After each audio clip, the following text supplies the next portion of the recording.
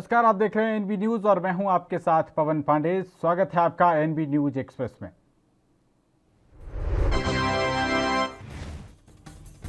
राष्ट्रपति रामनाथ कोविंद एक दिवसीय अयोध्या दौरे पर रहे। राष्ट्रपति के दौरे के चलते पूरे शहर में चाक चौबंद व्यवस्थाएं रहीं। इस अवसर पर अपने संबोधन में राष्ट्रपति रामनाथ कोविंद ने कहा कि रामायण में जीवन के उन मूल्यों को समाहित किया गया है जो कि मानवता के लिए जरूरी है। रामायण दर्शन के अलावा एक ऐसा ग्रंथ है जो कि हमारे जीवन के हर हिस्से के लिए संदेश देती है।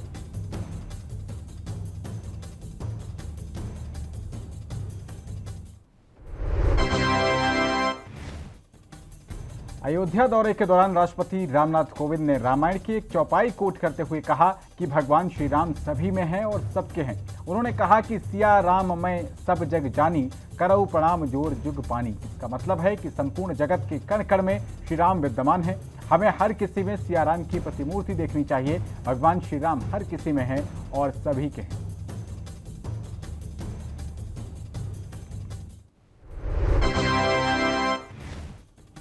प्रधानमंत्री नरेंद्र मोदी ने रेडियो कार्यक्रम मन की बात के जरिए देशवासियों को संबोधित किया। मन की बात कार्यक्रम का ये 80वां एपिसोड था।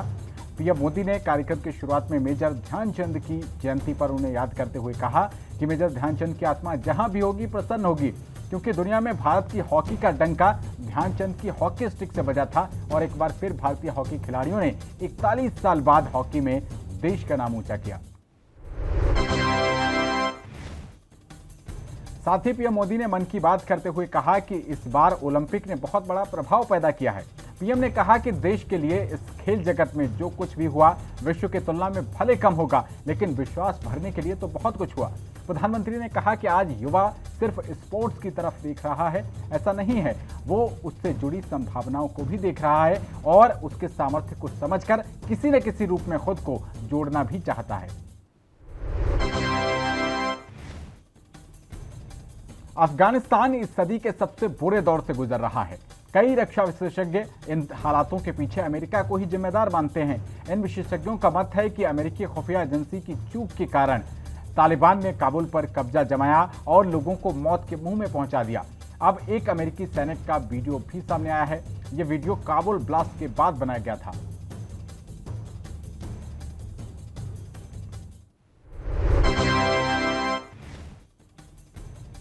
अमेरिकी सैनिक शेलर ने अपने फेसबुक अकाउंट पर एक वीडियो शेयर करते हुए अमेरिकी नेतृत्व और सेना के अधिकारियों को लताड़ लगाई है।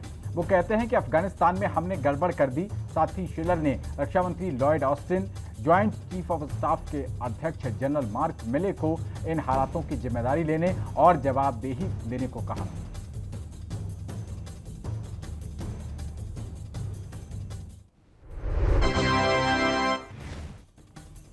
अफगानिस्तान पर तालिबान का कब्जा हो जाने के बाद वहां के हालात बहुत ही चुनौतीपूर्ण हो गए हैं। इन हालातों ने कई देशों को अपनी रणनीति में बदलाव करने के लिए मजबूर कर दिया है। रक्षा मंत्री राजनाथ सिंह ने रविवार को तमिलनाडु के वेलिंगटन में डिफेंस सर्विस स्टाफ कॉलेज में कहा कि वर्तमान हालातों ने हमें मजबूर कर दिया है कि हम अपनी रणनीति में बदलाव करें।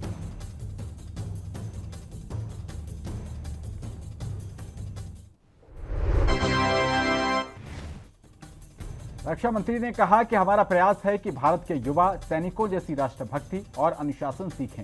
इसके लिए हमें नए रास्ते खोजने होंगे जिससे सेना के प्रति युवाओं के रुझान को बढ़ाया जा सके। इसके लिए रक्षा मंत्रालय टूर ऑफ ड्यूटी पर गंभीरता से विचार कर रहा है। उन्होंने कहा कि मुझे भरोसा है कि ये निर्णय हमारे लिए गेम चेंजिंग साबित होगा और भारतीय सेना की औसत उम्र को भी कम कर देगा।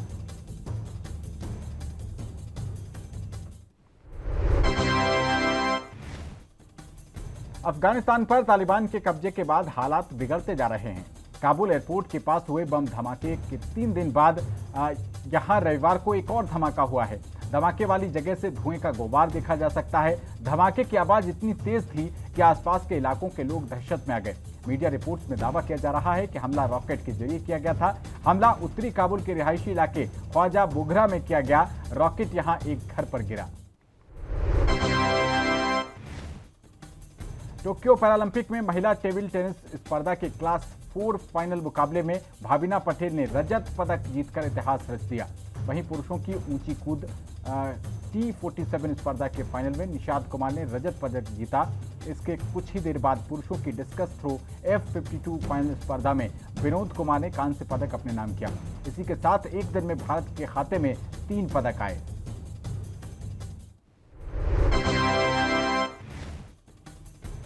करनाल के बस्ताड़ा टोल प्लाजा पर शनिवार को पुलिस और किसानों में भिड़ंत हो गई थी। पुलिस ने लाठीचार्ज किया तो किसानों ने जवाब में पत्थर बरसाए थे।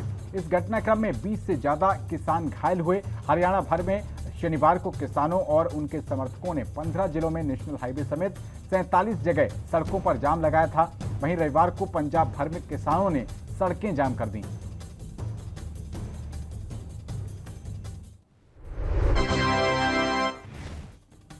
केंद्र सरकार के तीनों कृषि कानूनों का विरोध कर रहे भारतीय किसान यूनियन के नेता राकेश टिकैत की करनाल के एसडीएम के विवादित वीडियो पर प्रतिक्रिया आई। उन्होंने एसडीएम आयुष सिन्हा को पहला सरकारी तालिबानी बताते हुए निशाना साधा। किसान नेता राकेश टिकैत ने कहा है कि तुम हमें खालिस्तानी कहोगे तो हम भी तुम्हें तालिबानी कहेंगे।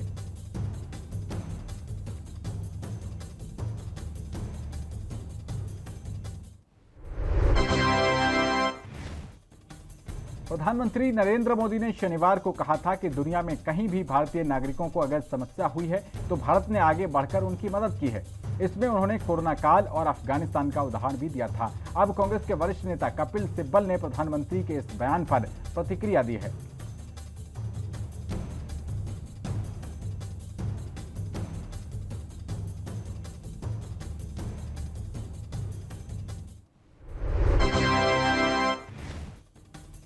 कपिल सिब्बल ने कहा कि यह हमारा संवैधानिक दायित्व है कि जो भी व्यक्ति सताया जा रहा हो हम उसकी सुरक्षा करें, वो चाहे हिंदू हो या अफगानी हो या कोई और। उन्होंने आगे कहा कि मैं प्रधानमंत्री मोदी की इस बात का स्वागत करता हूं, लेकिन इसी के साथ ही एक निश्चित धर्म के लोगों पर प्रतिबंध नहीं होना चाहिए।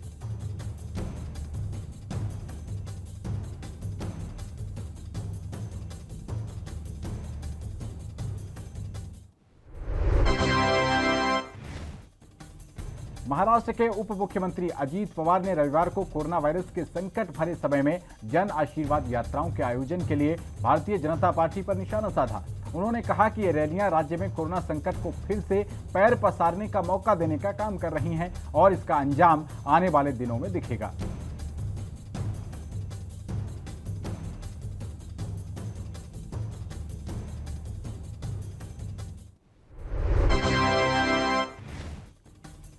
असम राज्य आपदा प्रबंधन एजेंसी की तरफ से जारी दैनिक बुलेटिन के मुताबिक असम में बाढ़ की स्थिति बिगड़ गई, क्योंकि ब्रह्मपुत्र नदी और उसकी सहायक नदियों ने 15 जिलों में बड़े पैमाने पर जलमग्न कर दिया है और इससे राज्य के 2,25,501 लोग प्रभावित हुए हैं। बुलेटिन में कहा गया है कि हालांकि अभी तक किसी इंसान या पशु की मौत नहीं हुई है।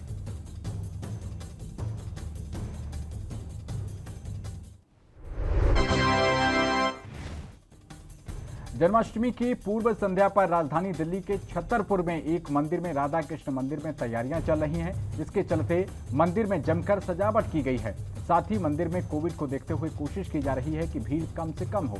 बता दें कि जन्माष्टमी को देखते हुए श्री कृष्ण के भक्तों में जमकर हर्षोल्लास है।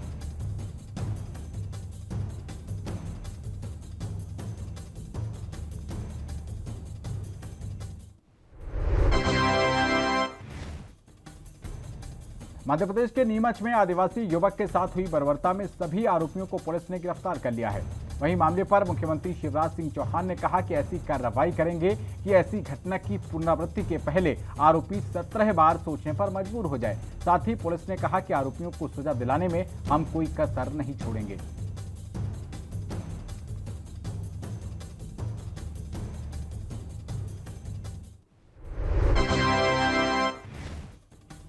हरियाणा के उप मुख्यमंत्री दुष्यंत चौटाला ने एक वायरल वीडियो में करनाल के आईएएस आयुष सिन्हा के किसानों को मारने के निर्देशों की निंदा की।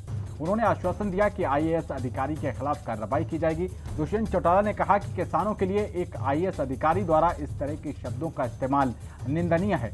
निश्चित रूप से उसके खिलाफ कार्रवाई की जाएगी।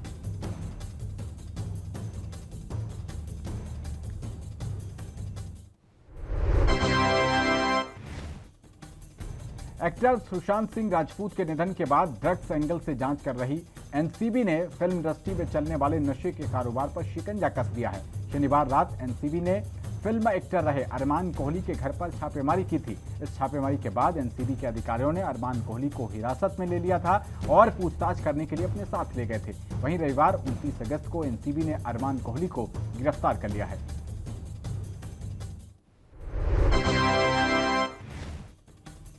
ऋषिकेश के रानी पोखरी में क्षतिग्रस्त पुल के स्थान पर नए पुल के निर्माण के लिए नेशनल हाईवे डोईवाला डिवीजन ने सर्वे किया। इस नए पुल को पूर्व में केंद्रीय सड़क निधि से स्वीकृत 1411.18 लाख रुपए की लागत से बनाया जाएगा। 2 महीने बाद यहां नए पुल का निर्माण शुरू कर दिया जाएगा। ऋषिकेश से देहरादून के बीच में लोक निर्माण विभाग की ओर से 57 साल पहले रानी पोखरी में जाखन नदी के ऊपर निर्माण कराया गया था। हरियाणा के करनाल में हुए लाठीचार्ज में घायल किसानों का हाल जानने के लिए किसान नेता राकेश टिकैत पहुंचे। टिकैत ने सरकार पर निशाना साधते हुए कहा कि सरकार टकराव की स्थिति चाहती है। आने वाले दिनों में इसका खामियाजा सरकार को पूरे देश में भुगतना पड़ेगा। टिकैत ने दोषी अधिकारी और सर फोड़ने वाले अधिकारी को सरकारी तालिबानी अधिकारी का दर्जा देते हुए दोषी अधिकारी के खिलाफ कार्रवाई की मांग की।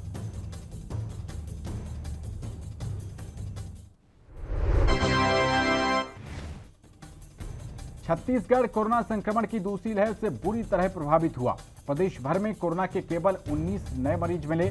16 जिलों में संक्रमण दर शून्य रही। बड़ी बात यह है कि कुवर्धा और गौरेला, पेंड्रा, मरवाही जिलों में सक्रिय मरीजों की संख्या भी शून्य हो गई है। जुलाई 2020 के बाद ऐसा पहली बार हो रहा है जब एक दिन में कोरोना संक्रमण के इतने कम मामले सामने आए हैं। संक्रमण दर घटकर 0.09% रह गई। प्रदेश में मानसून की सक्रियता एक बार फिर बढ़ने लगी है। बंगाल की खाड़ी में बना चक्रवात शनिवार को कम दबाव के क्षेत्र में तब्दील हो गया। इसके अलावा एक मानसून ट्रफ भी ग्वालियर से होकर गुजर रहा है। मौसम विज्ञानियों के मुताबिक इन दोनों सिस्टम के असर से मानसून सक्रिय हुआ है। इसके चलते प्रदेश में एक बार फिर अच्छी बारिश के आसार बनने लगे हैं।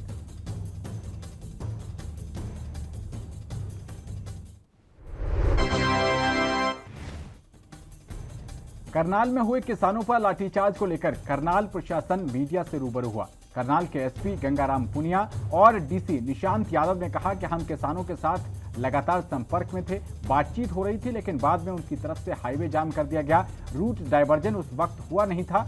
ऐसे में हमारी तरफ से मिनिमम बल प्रयोग किया गया।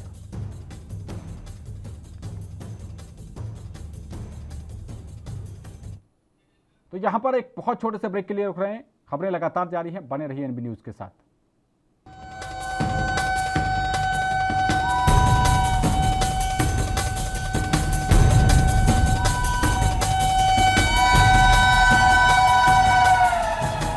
तो ब्रेक के बाद आपका स्वागत है एनबी न्यूज एक्सप्रेस में। खबरों का रुख करते हैं।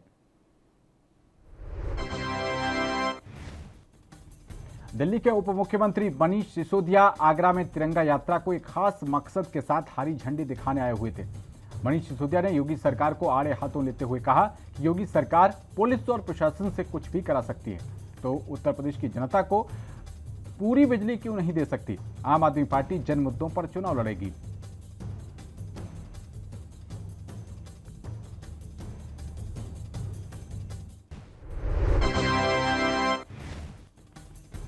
हरियाणा के फरीदाबाद के बल्लभगढ़ में आज केंद्रीय राज्य मंत्री कृष्णपाल गुर्जर और कैबिनेट मंत्री मूलचंद शर्मा पहुंचे, जहां उन्होंने एक साथ मेगा वैक्सीनेशन कैंप में पहुंचकर लोगों का हौसला बढ़ाया और वैक्सीनेशन के लिए जागरूक किया। केंद्रीय राज्य मंत्री ने कहा कि अब तक देश में 62 करोड़ लोगों को वैक्सीनेट किया जा चुका है।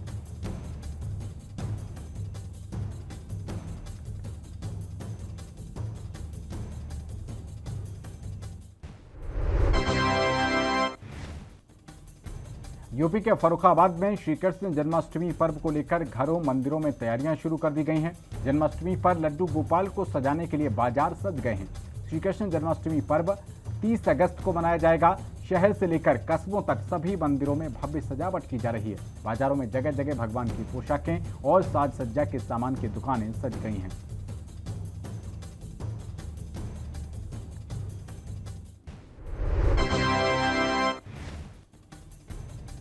अपना भारत मोर्चा के संयोजक और पूर्व सांसद डॉक्टर अशोक तंवर हरियाणा के नारनथ पहुंचे, जहां उन्होंने अपना भारत मोर्चा के कार्यालय का शुभारंभ किया। अशोक तंवर ने मौजूदा सरकार पर निशाना साधते हुए कहा कि किसान हितैषी होने का ढोंग करने वाली मौजूदा सरकार का असली चेहरा करनाल में दिखा, जहां बर्बरता से किसानों पर लाठियां बरसाई गईं।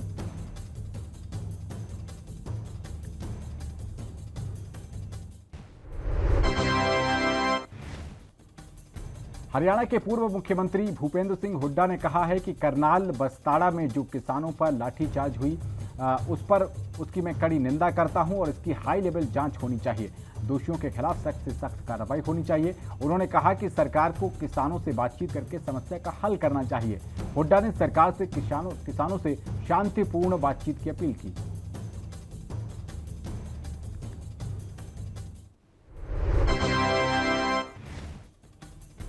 आगामी 5 सितंबर को उत्तर प्रदेश के मुजफ्फरनगर में होने वाली किसान महापंचायत के लिए बेबाक के किसानों को न्योता दिया गया है। किसान नेता राकेश टिकैत ने कहा कि करनाल में जिस प्रकार से सरकार प्रशासन ने किसानों के ऊपर लाठीचार्ज किया है, उसका जवाब आंदोलन से दिया जाएगा। देश का प्रधानमंत्री झूठ बोल रहा है। हरियाणा के अंदर सरकार तालिबानी है।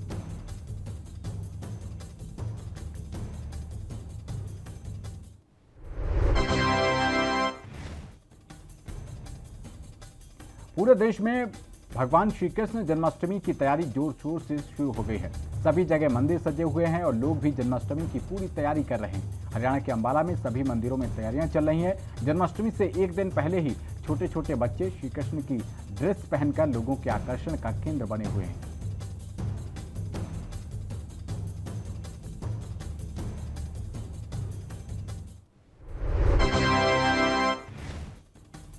शिरोमणि अकाली दल के अध्यक्ष सुखबीर सिंह बादल ने आज पंजाब की कैप्टन अमरिंदर सिंह के नेतृत्व वाली कांग्रेस सरकार पर हमला बोला है। सुखबीर सिंह बादल फगवाड़ा में बहुजन समाज पार्टी द्वारा आयोजित एक विशाल रैली को संबोधित कर रहे थे। रैली में दलितों और कमजोर वर्गों की अभूतपूर्व भागीदारी देखी गई। बसपा ने इस निर्वाचन क्षेत्र में उम्मीदवारी की घोषणा की।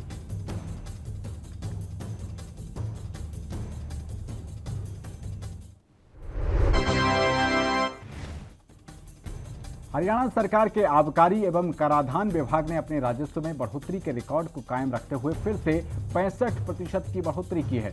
आबकारी विभाग को जहां नई आबकारी नीति का खूब लाभ मिला है, वहीं समय समय पर चेकिंग ने भी राजस्व को बढ़ाया है। हरियाणा के उप मुख्यमंत्री दुष्यंत चौटाला के पास आबकारी एवं कराधान विभाग का प्रभार है।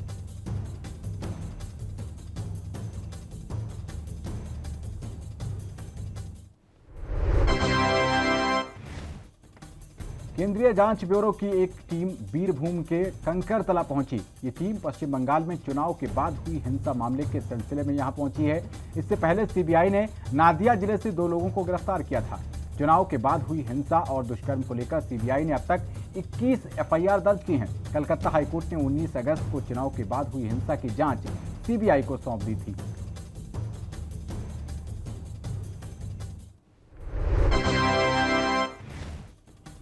राजस्थान के मुख्यमंत्री अशोक गहलोत सीने में दर्द की शिकायत के बाद जयपुर के सवाई मानसिंह अस्पताल में भर्ती थे। रविवार को अब सीएम गहलोत को एसएमएस अस्पताल से छुट्टी मिल गई है। सीएम गहलोत की सारी रिपोर्ट नॉर्मल आने के बाद मेडिकल बोर्ड ने गहलोत को डिस्चार्ज करने का फैसला किया। आज सुबह उन्हें डिस्चार्ज किया गया।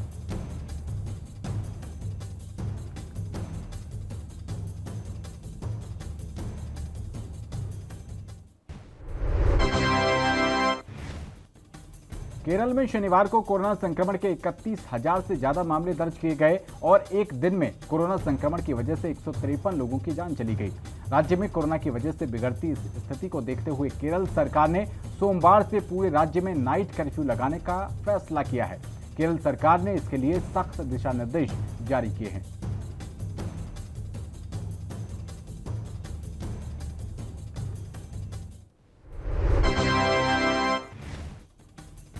केरल की राजधानी तिरुवनंतपुरम में कई इलाकों में आज जमकर बारिश हुई। मौसम विभाग ने केरल के 9 जिलों के लिए ऑरेंज अलर्ट और बाकी के सभी जिलों के लिए येलो अलर्ट जारी किया है। केरल में जोरदार बारिश का दौर जारी है। मौसम विभाग ने बताया है कि पूरे मानसून सीजन में राज्य में अच्छी बारिश हुई है। पिछले 24 घंटों में भी कुछ जिलों में 10 सेंटीमीटर बारिश हुई। आने वाले दिनों में भी बारिश की गतिविधियां जारी रहेंगी।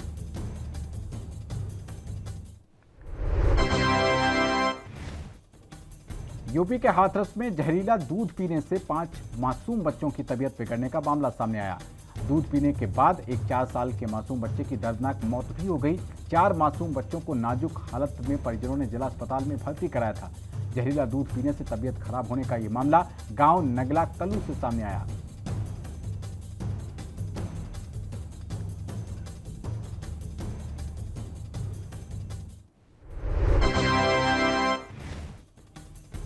यूपी के गोंडा जनपद के थाना क्षेत्र तरबगंज में एक अधेड़ की गांव के ही दबंगों ने जमीनी रंजिश के चलते हत्या कर दी।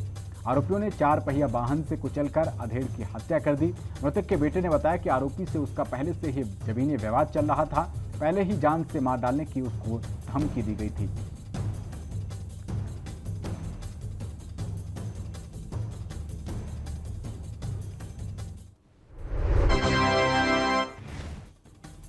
यूपी के मैनपुरी में अपर निदेशक स्वास्थ्य सेवाएं डॉक्टर ब्रजेश कुमार सिंह ने कोविड कमांड कंट्रोल सेंटर और सीएचसी करहल का निरीक्षण किया। अपर निदेशक ने कहा कि कोरोना की तीसरी लहर को लेकर स्वास्थ्य विभाग पूरी तरीके से तैयार है, किसी भी प्रकार की लापरवाही न की जाए। उन्होंने सीएचसी पर चल रहे नियमित टीकाकरण कार्यक्रम को लेकर भी निर्देश दिए।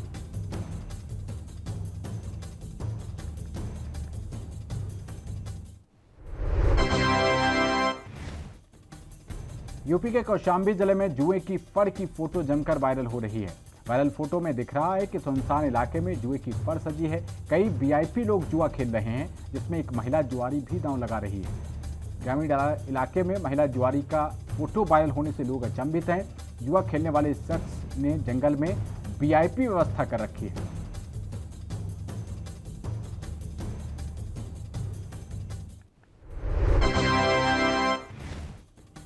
पंजाब के पटियाला में शिरोमणि अकाली दल के नेता प्रोफेसर प्रेम सिंह चंदूमाजरा की अगुवाई में कई कांग्रेसी कार्यकर्ता अकाली दल में शामिल हो गए। इस दौरान प्रेम सिंह चंदूमाजरा ने पंजाब सरकार पर और नवजोत सिंह सिद्धू पर निशाना साधा।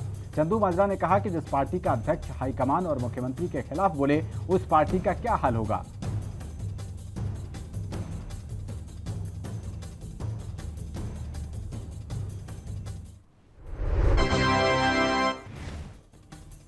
पंजाब के श्री मुक्तसर साहिब की पुलिस ने झारखंड के निवासी एक व्यक्ति को 2 किलो अफीम के साथ गिरफ्तार किया है। काबू किए गए व्यक्ति की पहचान सुनील कुमार यादव के नाम से हुई है, जो झारखंड के गांव सिंदूर जिला चतरा का रहने वाला है। गिरफ्तार तस्कर के खिलाफ एनडीपीएस एक्ट के तहत मामला दर्ज कर आगे की कार्रवाई की जा रही है।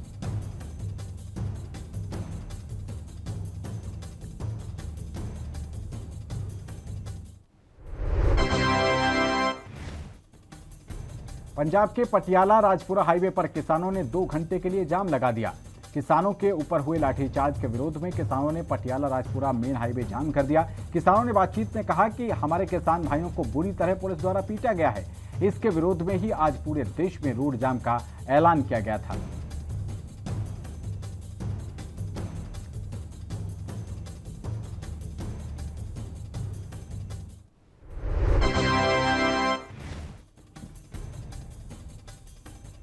हरियाणा में किसानों पर किए गए लाठीचार्ज का पंजाब में भी किसानों द्वारा जमकर विरोध किया जा रहा है। आज पंजाब में कई जगहों पर किसानों द्वारा रोड जाम किए गए। संगरूर जिले में भी भारी संख्या में किसानों के द्वारा रोड जाम कर सरकार के खिलाफ रोष प्रदर्शन किया गया। संगरूर के सुनाम में किसानों ने जाम लगाकर सरकार का विरोध किया।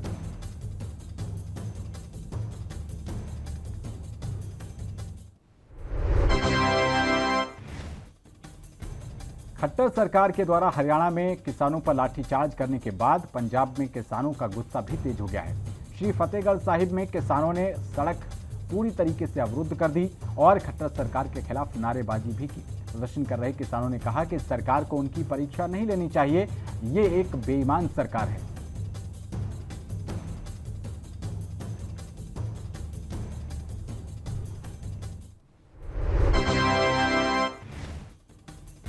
हरियाणा के करनाल में किसानों पर किए गए लाठीचार्ज के विरोध में पंजाब की किसान जत्थेबंदियों ने प्रदर्शन किया।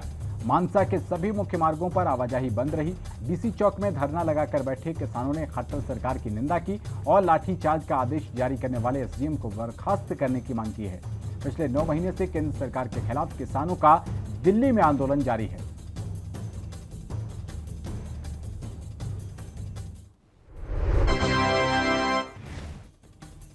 यूपी के गोंडा में सामुदायिक स्वास्थ्य केंद्र बजीरगंज में कोरोना की तीसरी लहर को देखते हुए 10 बेड का एक वार्ड बनाया गया है, जिसमें 2 बेड आईसीयू के लिए भी रखे गए हैं। वहीं केयर वार्ड का आज मॉक ड्रिल किया गया। इस दौरान कोरोना से निपटने के लिए तमाम व्यवस्थाओं को बनाए रखने का मॉक ड्रिल किया गया। साथ ही मरीजों की देखभाल को लेकर भी प्रैक्टिस की गई।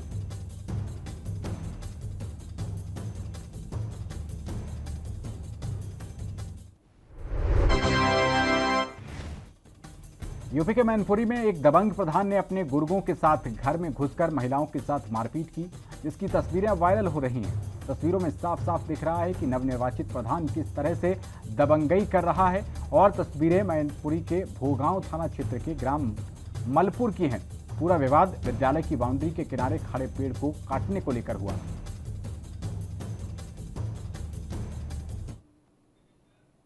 तो एनबी न्यूज एक्सप्रेस में फिलहाल के लिए इतना ही। बाकी खबरों के लिए बने रहिए एनबी न्यूज के साथ। नमस्कार।